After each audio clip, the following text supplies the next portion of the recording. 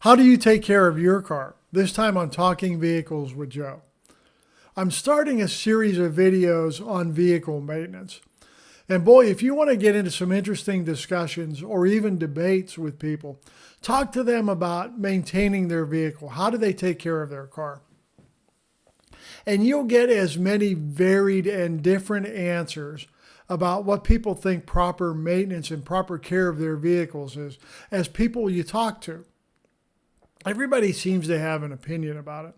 Now, I'm going to tell you right up front that I will never recommend that you do less maintenance on your vehicle than what the manufacturer recommends.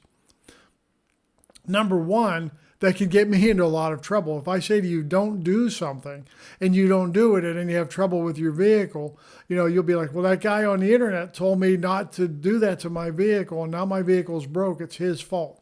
Frankly, I don't want to hear it. Secondly, to understand vehicle manufacturers' recommended maintenance intervals, we'll spend a little bit of time talking about that and why they have those and why they are applicable or maybe not applicable for the way you operate your vehicle.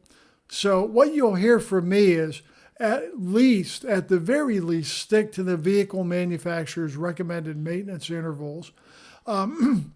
Under certain conditions and for certain reasons, you may want to be more frequent than that, maybe a lot more frequent than that.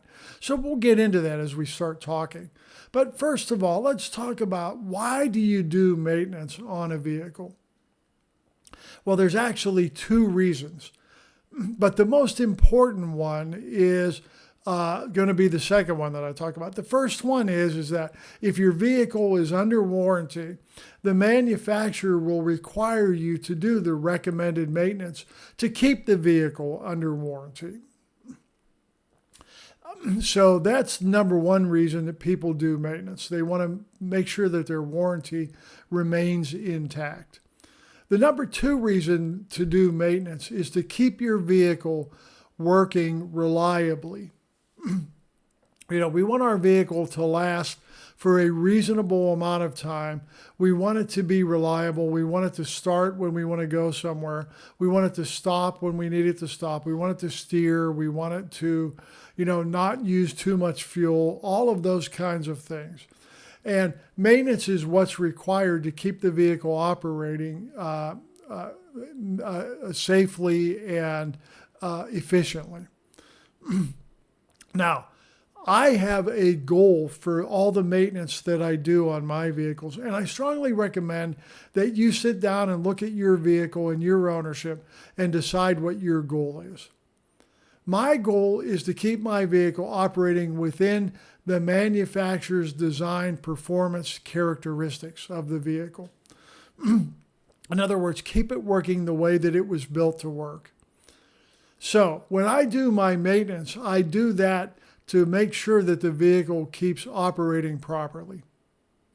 It will be the most efficient. It will use the least amount of fuel or get the fuel economy that it was designed to get. The engine will not start consuming oil or having other problems that way. The steering, the brakes, the suspension will all function properly and not wear prematurely. Your tires won't wear prematurely. That's the goal of my maintenance, to keep my vehicle operating the way it was designed to operate. So, and for an extended period of time, for the vehicle to last maybe 150 to 200,000 miles. When it comes to maintenance, if you talk to technicians and say to them, hey, I just bought a brand new vehicle. Let's pretend you bought a brand new vehicle. You drive into your favorite shop and you say to the technician that works on your car all the time, I want this car to last 100,000 miles. They'll recommend a maintenance regimen to you that'll get your car through 100,000 miles. If you say to them, I want it to last 200,000 miles, they'll recommend a maintenance regimen to you that will probably be different than the 100,000 mile recommendation. Because you see, one thing that technicians have is knowledge and experience. They understand vehicles. They see just about all of them. And they understand what occurs with those vehicles and where their strengths and sometimes their weaknesses are. And they know how to compensate with them for that with maintenance. And they can give you the best advice on what to do. Let me give you an example of that. Let's say that your vehicle has 70,000 miles on it.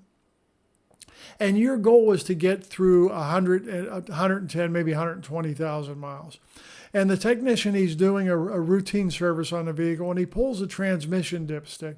And the fluid isn't quite as bright pink as it used to be.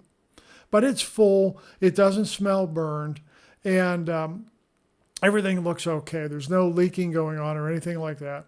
At that point, that technician most likely will not recommend a transmission fluid service to you.